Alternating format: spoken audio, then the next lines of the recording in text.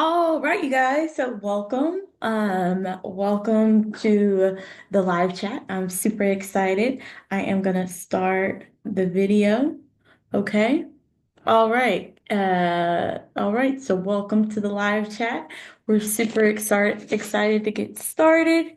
Everybody can see my screen. Both videos are now recording. Okay, so let's go ahead and get started. I'm gonna go ahead and share screen, and we're just gonna knock some questions out, you guys. And I'm super excited to do this because I think it's super important that we break down some great questions that you guys have. So let's go ahead and start. Okay, so you guys have, I've paired the questions by different things. If you can hear the garbage man outside, I apologize. But I've paired the questions with different things. So I'm going to go ahead and share screen. Okay, and the first question that we have, okay, is around curriculum and client needs. Okay, so let's go ahead and get started. So as far as the curriculum is concerned, you guys are joining Tori at a very exciting time where we are revamping our curriculum. We are recreating our curriculum to scale nationally. What does that mean, Monica? That means that we are in the process of expanding Tori to where we will have programming not only in Dallas and Fort Worth, where we've been for the past 20 years, but we are now expanding to Atlanta. Okay, Atlanta, hot Atlanta. I'm super excited about it and Miami. So by 2026, we will have expanded as well to Miami. And so right now we are in innovation, and with innovation comes new ideas, new technologies to bring into the prisons, to bring to returning citizens coming out of incarceration. With that being said, we do have a curriculum. Our curriculum is based off of our core classes. Okay. So our classes include these core classes, okay? And that is Life Languages, which is a class that is based off of detailing the strengths and weaknesses of the client. You guys have probably heard of the Enneagram quiz. Maybe you've heard of the 16 personality quiz.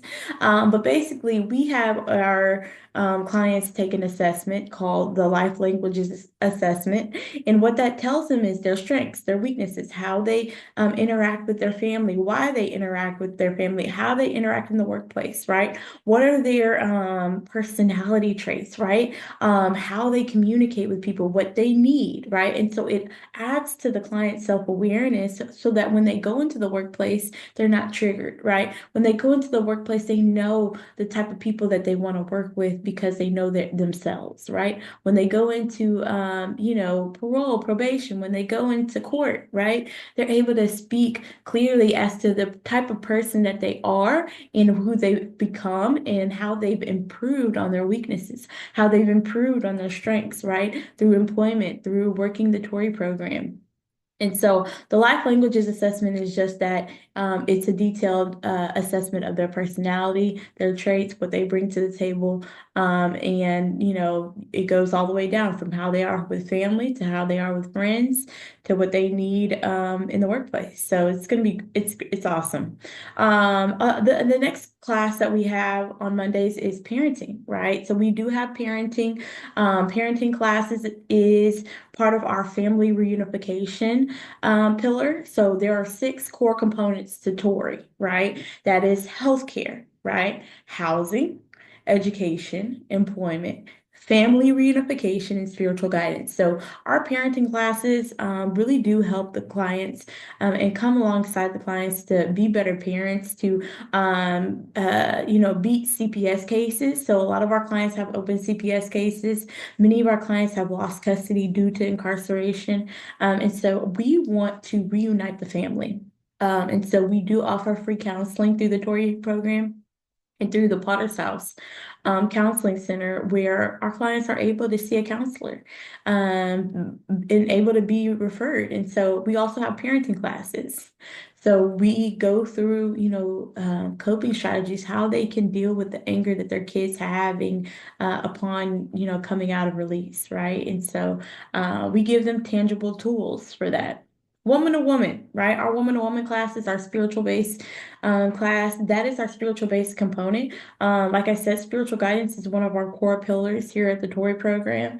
And woman to woman is inspired by Sarita Jake's Woman Thou Art Loose program, right? And so Bishop Jakes founded Woman Thou Art Loose, which was a women empowerment program that he started maybe about 20 years ago. And he wrote books about it. He wrote curriculum about it. He wrote different things about it. And so they have a ministry called Woman to Woman through the Potter's House. In our Woman to Woman classes at Tory, empower the returning citizens to have faith, to be able to talk about their faith, to be able to talk about their testimony, to be able to share their testimony with other women. And that also alludes to our man to man class. So Bishop T.D. Jakes also he started a ministry called Manpower probably about 20 years ago, and Manpower was their men's empowerment forum. Now it is called As a Man Thinketh. Um, Yes, conference. And so now they do have like men's breakfasts, and they're revamping the men's ministry at the Potter's House now. However, the men to man class through the Tory program is instrumental in bringing the men together and allowing them to have camaraderie, to share stories, to share their testimony, to encourage one another. And it's been powerful. It's been powerful. Tuesdays, we do have anger management and substance use classes here at the Tory program.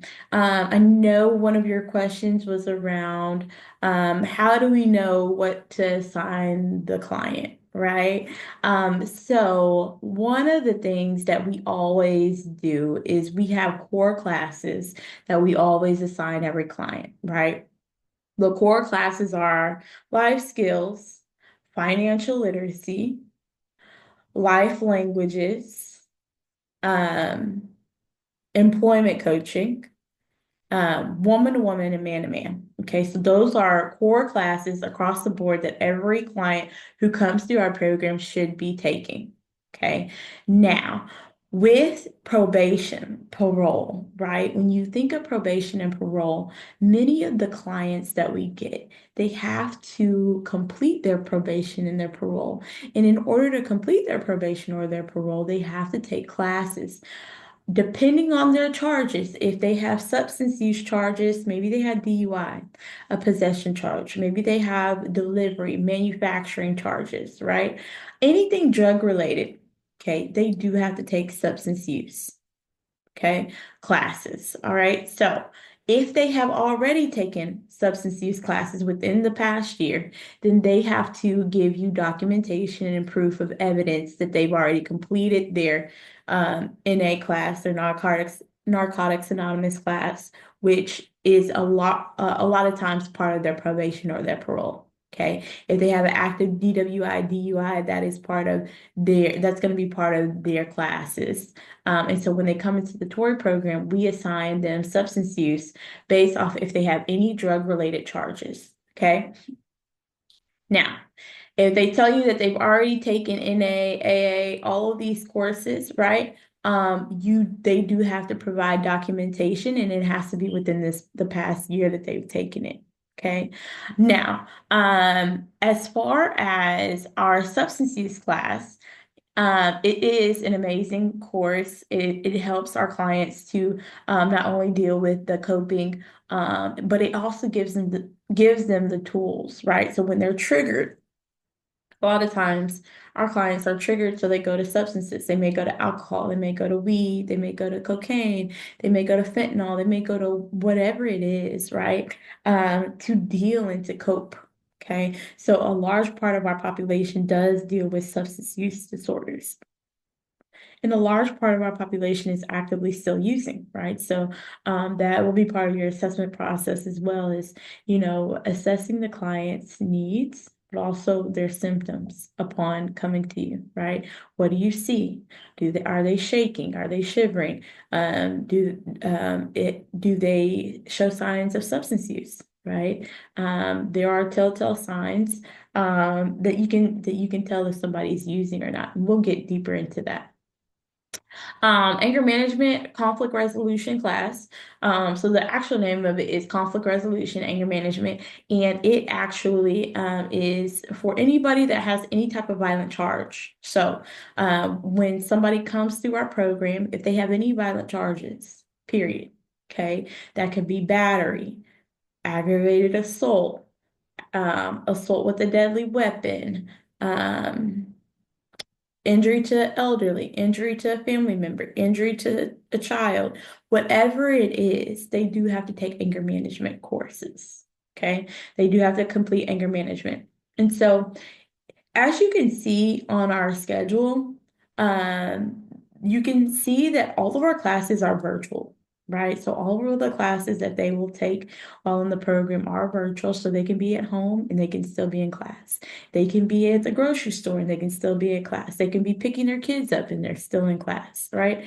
The only excuse for not coming to class should be if they are actively at work.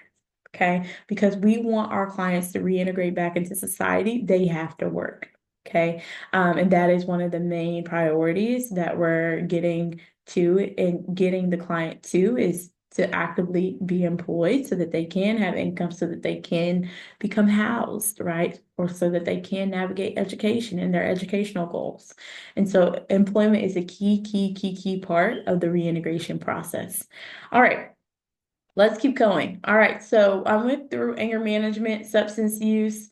Life skills also happens on Tuesdays. Life skills is the class that we teach social emotional learning. We also teach soft skills so that clients can go into the workplace, they can succeed in life, and they're able to have the communication, the language to be able to be successful, right? And then also, it really does help the client to become sufficient, self-sufficient. And so life skills, we really dive into the skills that they need for life, coping with their family, coping with their partners, their relationships, and dealing with real life issues, right?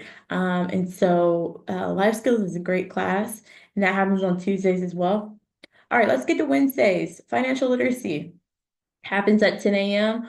Financial literacy is a core class. So every client that comes to the program will take financial literacy. What that is we have financial literacy class for our clients because one, they do need to be financial literate to be able to be a good steward of what they have, right? So if they're spending all their money on fast food, if they're spending all their money on, cars and bling and whatever it is, right? Drugs, whatever it is, right? We'll know immediately because we do budgets with our clients, right? We do budgets with the clients. We make sure that they're saving. We also help them open up a bank account, right? Pick a bank, PNC Bank, and Wells Fargo, as well as I'm trying to think of other banks. Chime. We've had our clients open up bank accounts, and they've been very successful. One of the key components to housing, right? They can't even become housed through the voucher assistance program through Dallas Housing Authority or Tarrant County Housing Authority if they don't have a bank account. Right? Because they do have to show their pay stubs. They have to show their checking account. They have to show their credit. They have to show all of these things. So the quicker we can get our clients financially literate, the quicker we can see exactly where they are and how we can help them with credit repair or whatever they're needing. Okay. So all of our volunteers teach our classes. So it's great. And when the volunteers aren't there, case managers and Eric will step in and they'll facilitate class. Okay. Some of the classes happen twice. So life skills happens twice a week. Woman to woman happens twice a week. Man to man happens twice a week. Financial literacy happens twice a week. But yeah, so let's get to Thursday classes. Employment coaching. Employment coaching is a class that helps the client get employed. Yay! Employment coaching is one of the most amazing classes. Um, One of the things about employment coaching is that it gives them the tools not only to create the resume, to go through it gives them the tools to go through different parts that they're needing, right? To go through the different aspects of not only applying for the job, knowing who will hire them. So we utilize Honest Jobs, which is a platform where we create free accounts with our clients, and it will match the jobs in the area based off of their criminal background. It's amazing. Another thing that we do is we refer out to temp agencies, background-friendly employers, second chance employers that will accept the client's criminal background. So that just comes with not only like advocating for the client, but also like knowing your resources, reaching out to your team, and seeing who will accept this client's criminal background, right? Honest Jobs really does do a good job in telling us what companies will accept their criminal background. But Honest Jobs is used for telling you what companies will, and then you have to go to that company's website to apply the client for the job. But yeah, employment coaching is one of those classes where it's so needed and it's so necessary for the client in order to become employed and to have income. And so without money in your pocket, listen, they can't do anything. Even if they're homeless, unhoused, they need income. A lot of times, even to get into a transitional halfway house, they have to be able to pay weekly, right? Whether that be $50, $100, $200 a week, but that will get them a roof over their head, right? And so it's twofold. And so a lot of times employment and housing, they hold hands because without income, I can't get you housed. And without housing, right, without a stable roof, right, it's hard to get the client going to interviews if they're worried about where they're staying and laying their head at night, right? So, getting the client stabilized is your first order of business, and you guys will get very well versed on shelters in the area, transitional programs in the area that will accept the client upon release. Okay. All right. So let's keep going through the questions. All right. So question number one, like I said, do we construct the client's required curriculum based on their criminal background? So yes, right? So like I said, there are core classes, right? Which is your life languages, life skills. It is your financial literacy, your employment coaching class, your woman to woman and man to man, right? Core classes. Okay. Then based off of their criminal background, right? If they have violent charges, okay, they do have to take anger management. If they have non-violent charges, then nothing, right? What that means is that substance use, right? So if they have any type of substance use related charges, they have to take substance use course through the Tory program. Okay. So any type of drug related charges, they do have to take substance use. The second part of this question says we start with required classes for everyone, but does that change based on their charges? Yes. Yes. So if they have violent charges on their criminal background, anger management has to be assigned. If they have drug-related charges, substance use has to be assigned. The last part of this question says, does the client have a say in the classes they feel are relevant to them? Yes. So upon your assessment, okay. There are clients that are what we call low risk. Low risk means that they're low risk to recidivate and go back to jail. That means that these are your high functioning clients. A lot of the clients who come through the program, they may need just one thing, right? And so what that means is that we work with the client. So if you see a client and you observe that this client doesn't need life skills, this client doesn't need life languages. This client doesn't need let's say anger management at this time, right? They only need substance use and woman to woman or substance use and man to man. Then you can assign those classes to that client. It is upon the case manager's discretion. What that means is that case managers assess the client, okay? In assessing the client, you want to make sure that you are making sure that that client is going to be well-rounded. So if this client is not working, okay, this client is not unhoused, that is a high-risk client, okay? If this client has mental health illnesses and they have substance use issues, that is a high-risk client.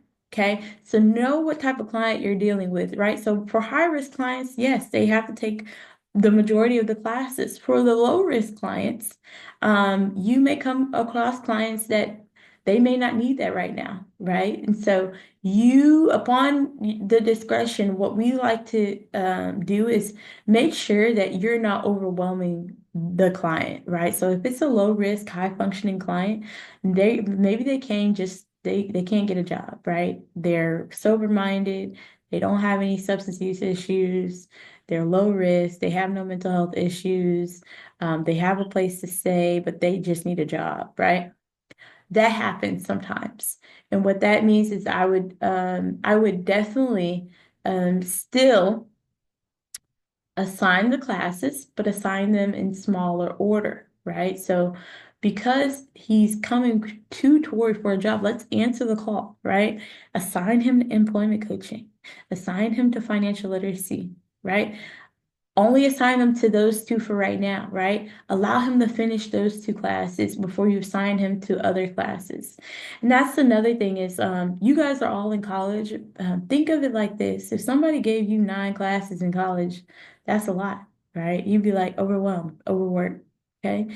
A lot of times you can only take 3 at a time, right? So meet the client where they're at. Okay, and what I mean by that is all clients have core classes. All clients need something when they're coming through the door. They're coming through the door for a reason. Your job is to answer the call, right? And answering the call if they're coming because they're trying to better their life and they're struggling with substance use and they're struggling with becoming housed, that client is a high risk client. That client needs to be assigned a lot of classes. However, in order to not overwhelm them, let's just focus on 2. Let's just focus on 3. Or let's just focus on 1 for right now. I just want you to come to substance use every week. I want you to stay consistent in that. And as I see your consistency, I'll add on another class. Okay. And so you have to meet the client where they're at. A lot of times, if you give the client 5 classes at one time, they'll shut down and you won't see them again. Okay. So 1, build the rapport. 2, um, 2, you want to make sure that you are meeting the client where they are. Okay. Meet them where they are. Do not overwhelm them. Okay. Give them 2 classes. Okay. Watch their consistency. Add on. Okay. So pace yourself with the client. Okay. All right. The next question is about eligibility and participation. Okay. Is this program offered to anyone in the US? That's a great question. We have taken other people in the US. We are a virtual program. What we like to say is we accept anyone with a criminal background. So what we're working on right now is accepting clients in Atlanta and accepting clients in the Dallas Fort Worth and Texas area. Okay, so not only accepting clients in Atlanta, but making sure that we're accepting clients in the Dallas and Texas Metroplex area. We have clients all over Texas. And so because we are a virtual program, we don't turn people away at the door. And we make sure that they're serviced. Okay, so if you get somebody from New York, that's fine. They can enroll in the program. But we also make sure that they have reentry partners in New York as well, that they can go to in person. Okay. All right. So, next question is U.S. citizenship required for participation in Tory? And our clients required to answer our citizenship status question. So that is one of the questions on the um, general demographics page on ShareTag. And you can ask that question. You can ask the client that question. You can also ask them, are they okay with answering that question before you ask that? And how should we handle that in the upcoming administration? So with those who may be undocumented or non-US citizens, we do not turn people away at the door. What we do is we give them resources that will help them become documented. Okay, so whether that be ICE, maybe it is the health and human services office that they need to go to. Maybe it is the DPS to file for a photo ID or file for citizenship. Wherever it is, we find the resources in their area and we give that to them. Um, and so that may be a point to help them. Okay. All right. So next, attendance and punctuality. All right. Is it 5 or 10 minutes late? And is this a hard cutoff for classes? Yes. So I want you guys to imagine, okay, let's say that you are a teacher. You're the teacher of the class. Okay. You're excited to teach this amazing class of um, returning citizens, and you know that they need this class. How does it make you feel if somebody comes in 10 minutes late and then, they're not paying attention or they come in 10 minutes late? That's not going to fly. And so we teach our clients real world um, values, right? Be punctual, be on time. There's a saying, if you're 5 minutes late, then you are late, right? If you're 5 minutes early, then you're on time. Okay. And so one of the things that we are teaching them is real world workplace, right? Workplace, ideals and morals, right? And being punctual is part of life, right? And so you are teaching the client, okay? And so what you allow is what they will get away with, okay? So, um, no, we do not allow our clients, it should not be allowed for people to just come in 10, 20 minutes late. No, they do not get credit. And you can let them know that they won't get credit for that class. We try to empower and instill, punctuality. We do not enable our clients, right? And what that means is that we want to make sure that they're on time to things so that they're practicing great habits, right, for the workplace. It says a few videos mention that if a client is 5 to 10 minutes late, they will not receive credit, and they have to reschedule the class or meeting. Yes, that is correct. So if the client cannot be on time and they're late, they do not receive credit for that class. They can stay in the class, but they will not receive credit for that class, because we are teaching people, right, to be on time and to respect our time as well. Okay. Same thing with case management sessions. If the client is 10, 20, 30 minutes late, no go. Okay. You want to make sure that they're respecting you, they're respecting your time. Okay. So they will have to reschedule the meeting. Okay. Especially without any excuse, no, yeah, if they have no excuse for being late or anything like that. Okay. Offense classification and client information questions. All right, so let's answer some more questions. Is there an official list of what is considered a violent offense in the Tory program? So we do not have a documented Word document. I can create that for you guys, but it's any violent charge. So a violent charge is classified under any charge that has one aggravated, one assault, any charge that has any level of violence, battery, robbery, or potential of violence. So, lots of injury to a family, injury to a public servant. You'll see lots of things on their criminal background. Okay. The next question says, is there a formal way to keep track of the characteristics of clients who are offered employment at each company? So that is something that we are working on, is the technology to keep track. Right now, we're using Excel documents to keep track. Also, the companies have kept track. So if we have a partner, so I'll give you an example. If we have a partner like Walmart or AT&T. So what they will do is they will send us a portal and a link. We'll take our clients through that link to apply them. They'll interview, and they will keep track on the company side of who's been hired, who hasn't made it past the interview stage, so on and so forth. Okay, and they give us updates. So that's how we've done it in the past. However, the technology side of the employment piece is on the way. Okay, so next question. Is there a formal way to keep track of the characteristics? Okay, got that one. Okay, the next question says, is there a database or a way to keep track of the demographics of clients? Yes, so that is ShareTag. ShareTag is our documentation system. I will actually share screen now with you guys so you guys can see ShareTag.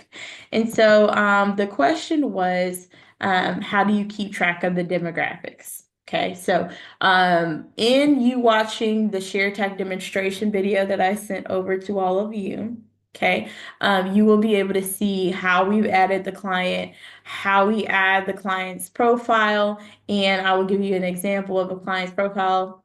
Here's the client's profile here. Let me re-sign in 1 second. Mhm.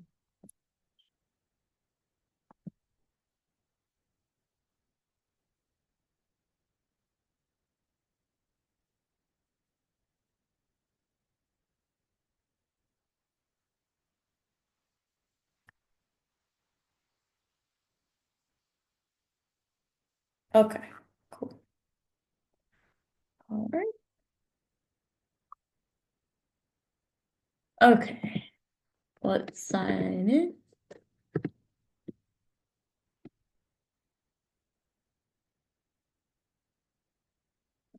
Always gives you this authentication code.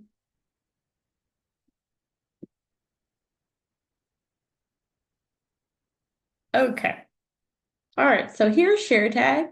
ShareTag is our documentation system. So after you've created the client's profile, you'll be able to see all the client's demographics, including their name, their age, their birthday, if they're a U.S. citizen or not.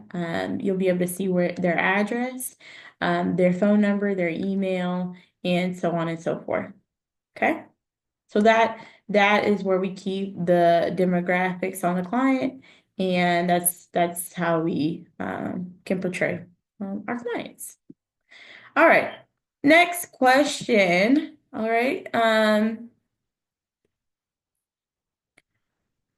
Okay, for client names and documentation for trans clients. For trans clients, should we use their legal or chosen name or both during intake? That is a great question. When you're dealing with transgender clients, you always want to one ask. Okay, ask. Secondly, do never assume. Okay, never assume anything. So when we're talking about government IDs, if their ID still has their legal name, okay, we will ask them, right? What would you like to be called? Okay, there's nothing wrong with asking. Okay, another thing that you will do is you will call them by whatever name that they prefer. Okay, clients' rights, also citizens' rights. Okay, it's a respect, right? It's part of the NASW Code of Ethics. And how should you document that? You can document it in the case note. So after you have your first initial consent form conversation with them, making sure that their consent forms are in, getting their initial demographics upon intake, making sure that the information you have in the file is correct. That is the time that you can ask, what would you like to be called? or what would you like for me to call you, right? I want to make sure that we start off on the right foot. You can make sure that they feel comfortable around you. Okay. All right. Next, emergency contacts and client support. Okay, is there a required number of emergency contacts we need for a client? And how should we handle it if a client says they don't have any? There's nothing wrong with that. If they do not have any, that's okay. What we do is we make sure that we have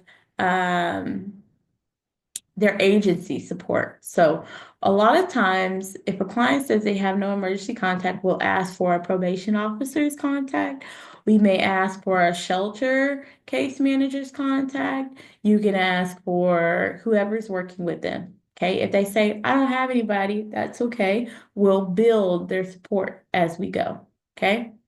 So as you can see, let's say Christian Cooper, okay? If you go to his general information page too, you can see his emergency contact here. And it is his brother, Chad Cooper. And we'll put their number here, and you'll be able to see it just like that. Okay? All right, next question. Okay, client safety and suicidal intentions. This is a great question. Could you provide some examples of a client with suicidal intention? For example, if a client says they know how they would do it and says that they want to, but does not have a time or date, is that enough to call the police? Yes. So any suicide, like verbiage, any thoughts of suicide, any thoughts of harming themselves, any thoughts of intent. So the key word is intent. So them proving intent would be, even though, like, even in your question, it says if they know how, that is intent. Okay. At that point, you never leave that person alone. We call it a one-to-one, right? You have to remain one-on-one with that client until the police can get there. The police, the DPD and Tarrant County Police, they have a suicide hotline where they will send the suicide prevention team to you to do an assessment with the client while you're there to make sure that they are not in any imminent danger to themselves or others. Okay. They also pick them up. They'll take them to the hospital immediately, and they'll commit them immediately. Okay. You never want to leave somebody who has proven intent alone. And so what that means is that anytime they say they know how, they know where, when, who, right? Anytime that they said they verbalize that they would like to do that, you cannot leave them alone. Okay. All right. Awesome. Okay, next questions. Intern training and shadowing. All right, so the jail classes, it says, is the video accurate on how big the class size is? Is it really 6 to 7 individuals like we saw? Or was that due to COVID? So that is the real life size of the jail class at Dallas County that you saw. So the jail class example that I have in your Tory training modules, that is a real life example. And that is what the class will look like. Yes. As far as Dallas County is concerned, yes, that is correct. So Dallas County usually has no more than 8 women or 9 women in the classes at one time. The most I probably had in my class was probably like 12 women. And yes, it's a great class. We get to do a lot of great things with the ladies. We do a lot of great exercises with them, a lot of shadow exercises with them, a lot of different classes that we bring inside the jails. So all of the classes that we have post incarceration, we bring inside the jails as well. So your anger management, your substance use, employment coaching. We do woman-to-woman classes with them. We do all types of classes with them. And we bring exercises to help them holistically become a better individual. So it's great. The next question I see is also the videos seem to be a first class video. Do classes typically go in similar format? Switching the brain teases warm-ups and questions. So that class video is curated by me. And yes, typically they do go very similar in a similar format. It usually goes to verbiage around introducing the program, why you're there, right? Introducing how Tori can help them, right? Post-incarceration. Then you go into resources that can help them post-incarceration, whether that be shelters in the area that will accept them, educational programs that will accept them, reentry, right? Tori that will accept them. What we offer at Tori, you'll go into what we call this is their reentry plan, right? Employers, temp agencies that will accept them, depending on what they want to do, right? And where they can get emergency wraparound services like the StuPod or JPS, right? Where they can get their ID, their birth certificate. They can be seen from a doctor. They can sign up for insurance. They can sign up for food stamps, stuff like that upon incarceration. Okay. All right. And then lastly, we have the class. So a lot of the same things that you saw is like a real class. You saw a real class in action. Okay, but yeah, so it'll go introduction of Tori, the reentry plan and strategy for the client or for the inmates, and then we have a class. We teach a lesson. Okay. And in that lesson, we include exercises, we include games, sometimes we include arts and crafts, sometimes we include different things that keep them going and get them up, and get them thinking. Okay.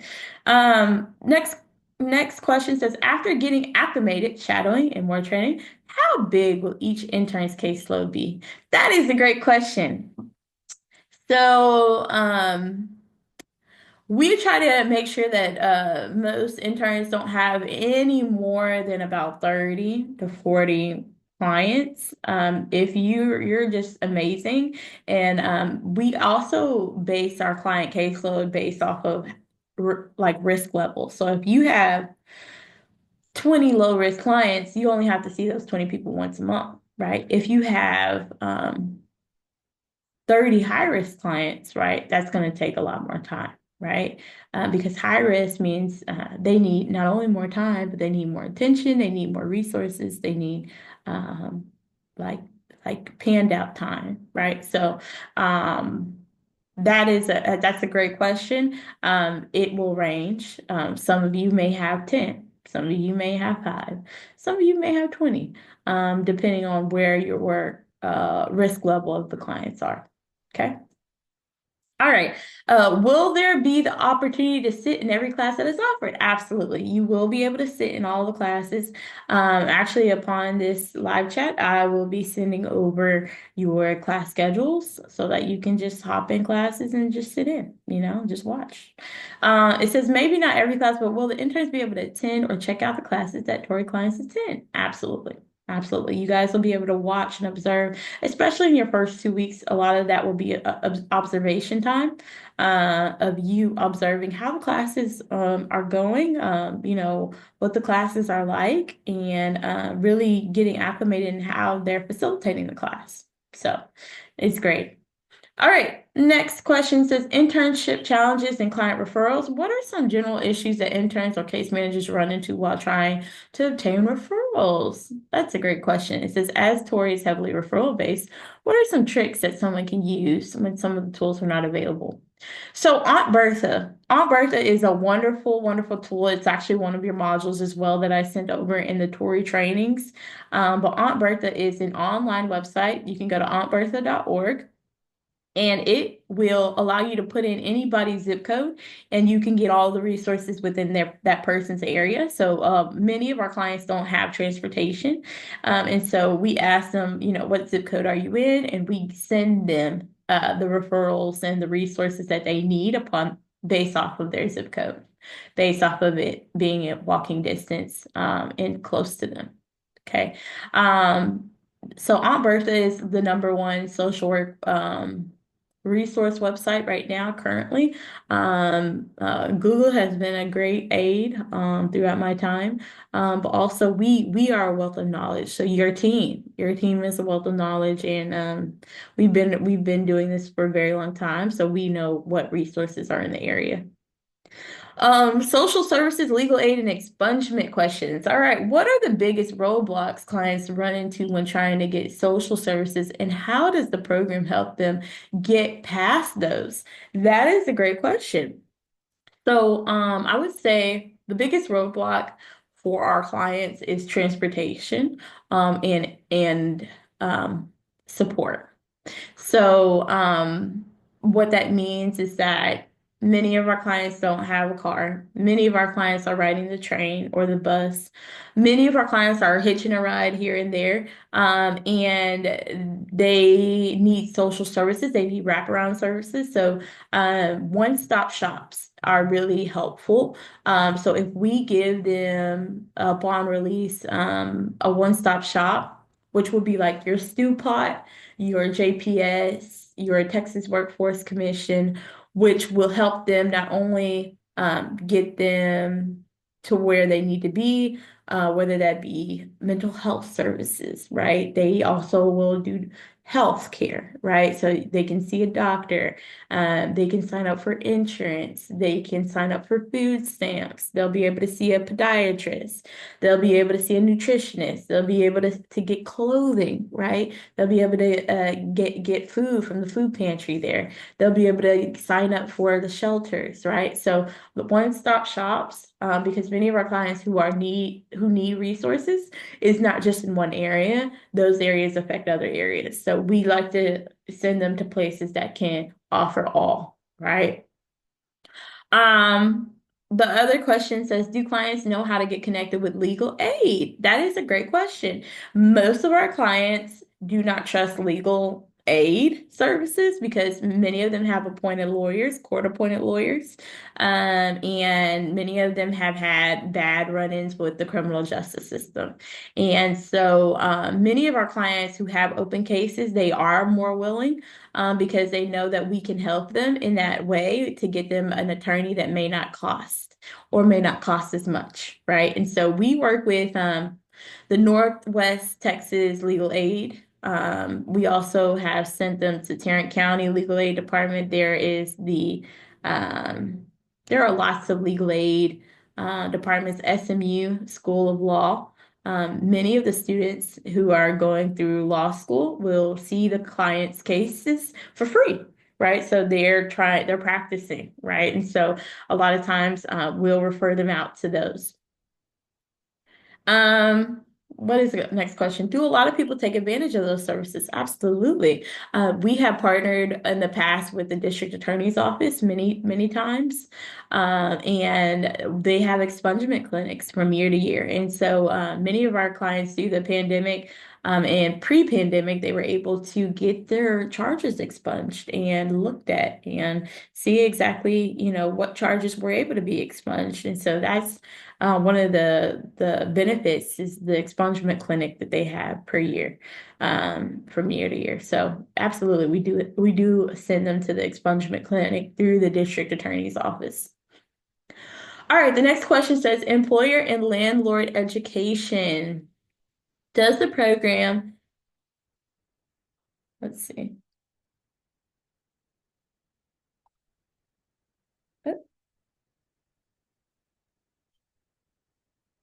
Okay.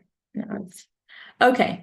Does the program help educate landlords or employers about why they should give previously incarcerated people a chance?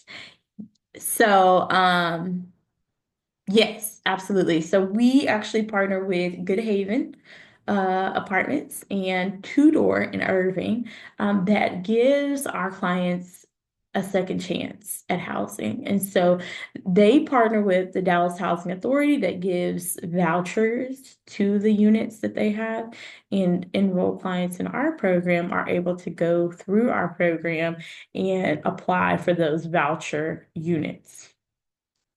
So, yes, we do help educate the landlords on client barriers, and we do advocate to the landlords as well on, you know, rent, if the landlords are being unfair, in regards to rent. Many of the landlords, because our clients have criminal backgrounds, sometimes we've seen in the past, not the landlords that we've worked with in partnership, but the landlords that we've seen that our clients are staying with sometimes. They'll up the rent. They'll up the rent because they know that our clients have nowhere else to go. Sometimes it can be a part of contention. And so you stand in the gap of advocacy and advocating for the client and advocating for their needs and their rights. And so there are ways that you can report landlords as well if they are being unfair or discriminating based off of their criminal background. Um, so yeah, so many of the landlords also, so with housing, many people don't want what we call riffraff in their apartment complex. And so with housing, what we do is we go and we research what apartment complexes in the area accept those with criminal backgrounds. What do they accept? What do they not accept? And then when we're looking at our enrolled clients, we're able to look at their criminal background and see what apartment units and apartment housing complexes would match their criminal background or would lease to them. So it really does help, and that's a big need. Many of the clients that come through our doors are in need of housing, and just being able to advocate for that client, it's so needed and it's so necessary, because without housing, it's very hard for them to be stable in life. So that's what we're here for. So we partner with background friendly housing apartment complexes. We also make sure that we're researching background friendly apartment complexes, and seeing what their rent rate is, what criminal backgrounds they do accept, what criminal backgrounds they don't accept.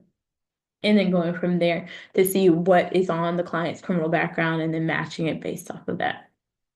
All right, next question. What's the best way for me as an intern to help build trust with clients who might have had bad experiences with social workers or systems before? That is a great question. I love that question. I would say listen.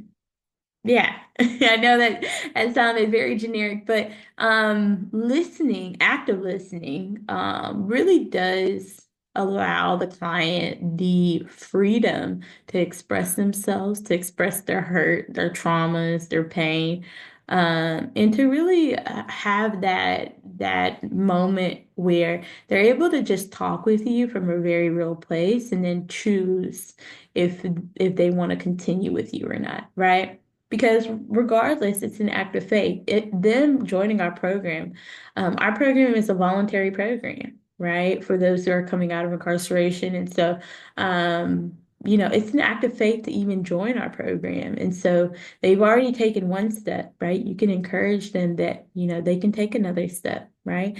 And that you guys can build slowly, that you're there to listen, you're there to understand, and you're there to help them, right? And so you're there to answer the call, right? And so that's exactly how I would talk with them, is to allow them that freedom to be able to express themselves. All right. Next question is, can you walk me through what a typical day looks like for an intern at Torrey? So in a typical day, Torrey interns are connected to the main line. So you're completing intake with people who may be interested in joining the program. You're inviting them to orientation. You're also helping other case managers. So you may be sitting in on a case management session, and you may be sitting in on a class, right? You may have to facilitate a class. You will have to go to parole and experience presenting the program. Right. So you get to present the program to the parolees, people who are on parole, who are in need of Torrey, right, who are in need of reentry services. So you're able to just share a little bit about the program and then you leave, right? It's great. You'll take like a little like kind of like a names we're like a sheet where people can write in their name and their number, and a way to contact them if they're interested before you head out. And that's about it. It's great. So you come into the parole office, you check in, you go into the classroom, you present the program, you take your little sheet with you. They sign their name, their number, how to contact them, and a lot of times we contact them. We see if they're interested in the program, right? And then we add them to the orientation, and they get to join orientation. And if they like the program from orientation, they'll join. If they don't, then they may not. But it's up to them. Okay. So that's the typical day. Another part of your typical day will be going to the jail, right? You get to sit in, watch the classes. You will start facilitating the classes. So after you've watched a certain number of classes and a certain part of facilitating, you'll be able to co-facilitate with our case managers. Working with the women inside, and really just hearing their story. Right? You're there to help them, hearing how a day in their life, right? What they're needing. We take what we call our intake pre-release sheets inside, and they're able to sign the pre-release sheet, the top things that they're needing out of our 6 core components. They're able to, fill in their demographics, and then they give it back to us. And so we put that in the system. A lot of the things that you'll also do is documentation. You'll be able to learn different parts of documentation. And then also, there's so many parts to Tori, but you guys will be an extension of our family, right? We have parties, we have events. You guys will get to go to resource fairs. You may get to go to conferences. You may get to do other things. You'll get to speak with employers. You'll get to help clients apply for jobs. You'll get to watch them talk with their attorneys and their parole officers and probation officers. You'll get to speak with their probation officers. You'll get to speak with the attorneys. You'll get to work different cases. And that's the exciting part is everybody's different and they're dealing with different traumas and different stories. So that's mainly what you'll be doing is seeing what story you have here, right? And what story you can work on and what case you'll be working on. So, all right, let's keep going. All right, I went through all the questions. This is great. Okay, well, thank y'all for joining. I know this is a long live. However, I will be doing more lives like this. And if you have any more questions, don't hesitate to reach out. Bye.